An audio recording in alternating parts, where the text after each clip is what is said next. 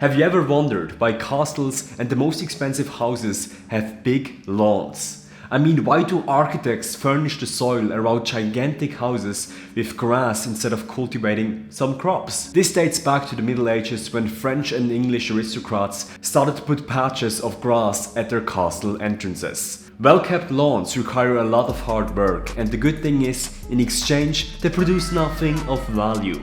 You can't eat grass nor can you sell it. It was the ultimate sign of splendor. Yet, the practice of grass lawns spread quickly. At first, only bankers, lawyers, and industrialists could afford such luxuries. Yet nowadays, if you're looking for a residence, you can barely find one without the green space of parasitary nonsense. This just goes on to show you that 1. To what extent we are going to impress people, and 2. The conventional wisdom is almost always wrong. For the regular viewers on this channel, you might have realized until now that there isn't a shelf full of books in my background. The books are also not in another room of the flat or in a tiny storage room somewhere else. Most of them are actually thrown away or given to friends. Why would you do this, QG, you might ask? It is because I decided to purge my life of the non-essential. I think we all are torn between the idea of minimalism and consumerism. On one hand, we like to live simply, and on the other hand, we spend all our disposable income on stupid shit that in hindsight we find out it didn't make us happy. Today I want to give you 3 reasons that will help you make the right decision regarding those two forces, and why purging your life of the non-essential can drastically better your life.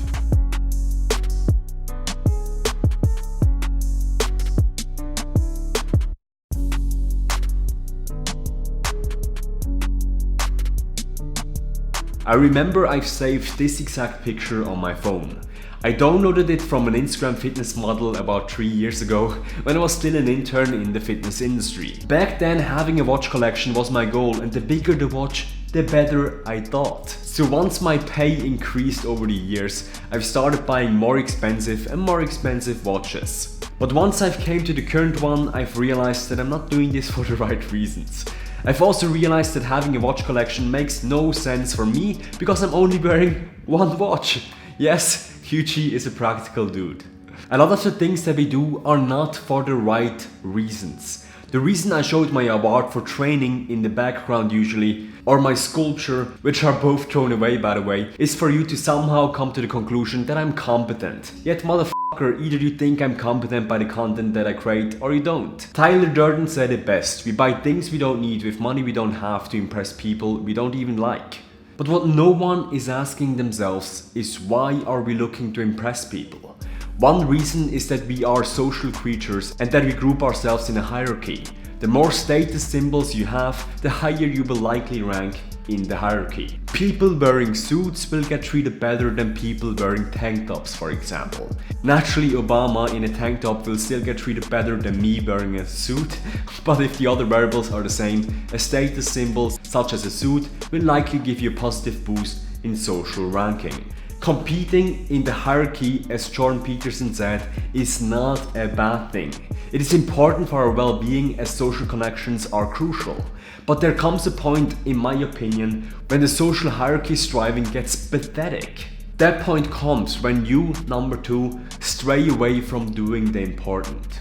Maturity is realizing that you cannot do it all. In the award-winning documentary Free Solo, we see the world-class climber Alex living in a van. And in my judgment, he seems weird but fulfilled as f***. He minimized his life to what matters most to him, which is climbing. Gandhi purged his life constantly of the non-essential. According to the stories of his peers, he had 10 things to his name when he died. And the last time I checked, he seemed to be quite an influential dude. See, when we are young, we have 100 different goals. Then we wake up in our 30s and 40s and realize that we haven't achieved a single one of them. We can't do everything in this life, and every endeavor, everything that we say yes to, we indirectly say no to another. A big goal of mine was to buy a motorbike. I actually bought one in the beginning of this year and have been riding it almost on a daily basis. Yet just recently had to realize, with all the courses and the technical difficulties, that it starts to take resources away from what is truly important in my life, which is my family, my career and my health. Everything we do has opportunity costs, be it with our time or with our money. And the more things we have in our life, the more we spread ourselves thin. There will be a time in the future where I'll probably get rid of my motorbike again. Why? Because the most effective people on this planet focus on 1 to 2 things and get rid of everything else. Number 3, clarity of vision. Most achievements in our life come with great amounts of sacrifice, and they take way longer than we originally thought they would take. Edison tried more than 1,000 times to create the light bulb. When asked how did it feel to fail 1,000 times, he responded with, "I didn't fail 1,000 times. The light bulb was an invention with 1,000 steps." James Dyson, the founder of the bagless vacuum cleaner, tried over 5,100 times to perfect his invention. If Edison or James would have spread themselves thin, they would have never achieved what they achieved in the first place. So I want you to ask yourself now, where do you want to be in 10 years? This is an extremely hard question to ask, and most of you watching will probably just disregard it altogether. Yet if you avoid the tough questions in your life, you will find yourself waking up 10 years from now in a life that you didn't sign up for. See, it is okay to change your life direction over time. What you set to do now is not marbled in stone. But if you don't know, or even don't start thinking about of where you're sailing, no wind is favorable. You need to have clarity of vision. Conclusion. Today I want to urge you to purge your life of the non-essential. Yet, this is hard to do. What prevents us from throwing away most of our stuff is loss aversion. We think that we might need that one thing at one point in our life again.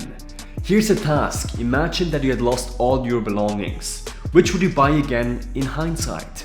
The ones that you wouldn't are the ones you should probably throw away. Getting rid of garbage in your life sets your mind free to do the important. The more you can get rid of, the more mental bandwidth you created.